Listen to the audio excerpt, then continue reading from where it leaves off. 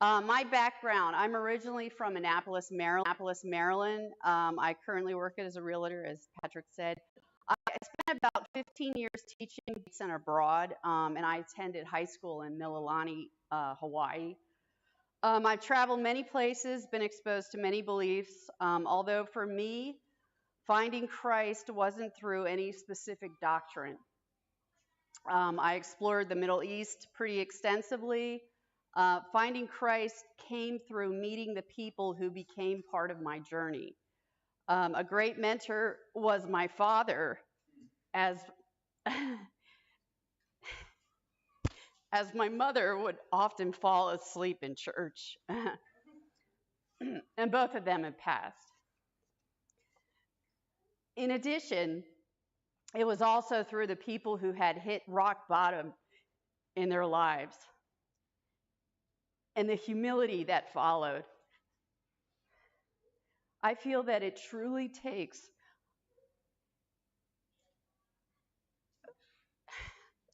a great amount of humility to surrender oneself to Christ, and I still struggle with placing God first in my life. I can feel the Spirit here right now. But I do feel that I'm growing spiritually within the community. My fear is that some people may never truly know God. But I know that the growth attained always falls between you and the Lord and no one else. It is your personal journey. As quoted from the Bible, God will separate families, mother from children, sister from brother. And I'll leave you with this verse from Matthew 10:35.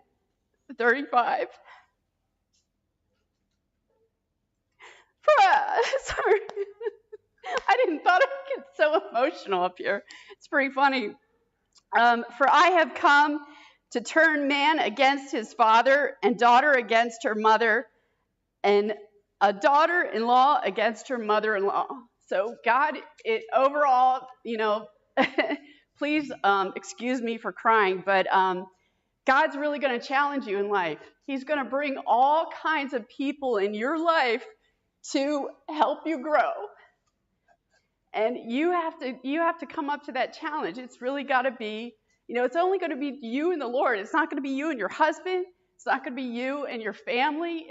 You can't save anybody but yourself through Christ. So, and this is what I found. Why did you pick that one verse? What was important about that verse? It just came to me because that's what I found, in my life, and no matter what you do, it's always you can't judge another person because everybody has their own personal experience of what they go through and what challenges them in life. So you've always got to focus on yourself and the Lord. So. What subject did you teach most when you were a teacher? I taught English. Yeah.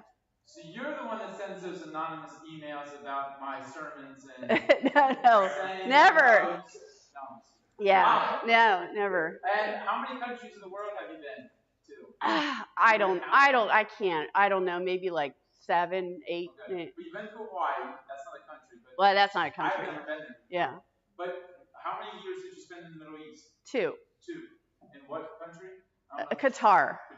Yeah. That's pretty cool. Yeah, and it living in another environment, in another religion, and it really, it makes you, question yourself. It's like if you never get out of your fishbowl, it's hard to grow as a person. You really should be exposed to as much as you can. After living over there and coming back to America, do you remember anything that really stood out to you that you were so thankful for? Like in America?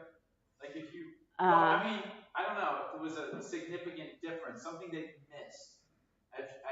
The variety of food? Oh. Yeah. Yeah, the only good food over there was Lebanese, so. Really? Yeah. So, hey, it's not to get put her on the spot. She's a teacher, for heaven's sakes. So Yeah. she knows how to speak in public, but hey, thank you, Jennifer, for sharing today, and I really do appreciate your willingness to come up and even be vulnerable or transparent, and share, and also just like it is a journey. It's not a one. I mean, God does do significant one-time things every once in a while, but usually we just grow over a period of years. It just takes time. It takes time. There's individuals, there's people that God brings in our life. There's good things, bad things. And He kind of molds us and makes us. And as humans, we're pretty stubborn, and it takes us a long time to really become who He wants us to be. I think that's why He's keeping Willis alive, because He just needs more time. If He could have worked in Willis, by 60, but you're just too stubborn. So, hey,